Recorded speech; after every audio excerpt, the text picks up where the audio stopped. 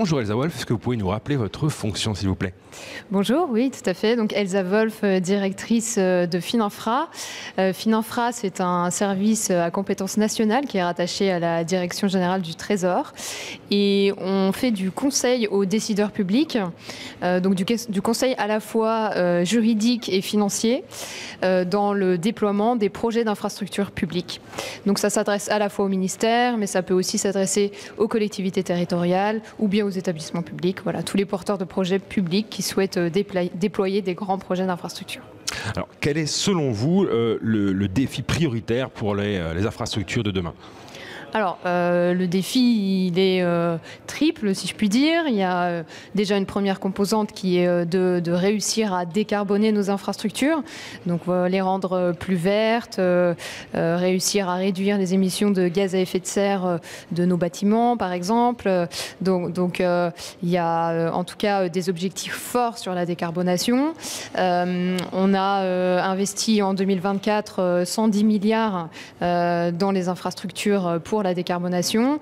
Il est nécessaire, si on veut atteindre les objectifs de zéro carbone à horizon 2050, d'augmenter ces investissements à hauteur de 83 milliards par an d'ici 2030. Donc le besoin, il est vraiment très important. Par ailleurs, ces infrastructures, et c'est le deuxième axe, elles se doivent d'être de plus en plus souveraines et résilientes. Donc ça passe aussi par toute une réflexion sur la chaîne de valeur et ne plus simplement raisonner sur un actif en particulier, mais sur toute la chaîne de valeur et la capacité à être davantage résilient au choc énergétique, résilient au choc climatique. Voilà, donc ça, c'est des nouvelles considérations qui sont extrêmement importantes. Et enfin, un dernier axe, je pense qu'il y a vraiment un enjeu de compétitivité aussi. Et donc, c'est notamment dans le domaine énergétique, tout l'enjeu de déployer des capacités de production afin de permettre d'avoir un prix de l'énergie qui soit le plus compétitif possible. Alors, selon vous, quels nouveaux outils ou instruments ont émergé ces dernières années pour répondre aux besoins massifs de financement des infrastructures ? Alors, il y a déjà des outils de la commande publique qui existent et qui fonctionnent très bien. On a la concession qui fonctionne sur le secteur autoroutier, par exemple. C'est un modèle qui fonctionne très bien et qui, là, sur les autoroutes qui arrivent à échéance entre 2031 et 2036, devrait être renouvelé. On a également le marché de partenariat, qui est l'autre type de PPP, qui a été, lui, expérimenté beaucoup sur le secteur ferroviaire et sur le secteur bâtimentaire. Et on a des nouveaux outils, c'est vrai. On essaye d'innover et d'être à l'écoute du secteur privé. Je peux notamment citer le marché global de performance à paiement différé.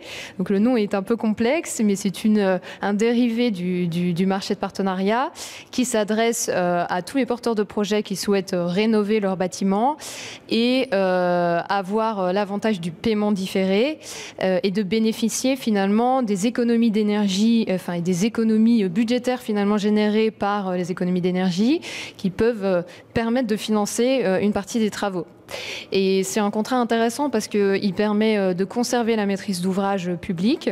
Ça, c'était aussi un souhait exprimé par les partenaires privés et qui est en expérimentation donc depuis 2023 pour une durée de 5 ans. Et on voit un appétit croissant. Voilà, on a beaucoup de saisines, plus d'une 50aine cette année. Donc, on espère voir la concrétisation de ces projets. Merci beaucoup.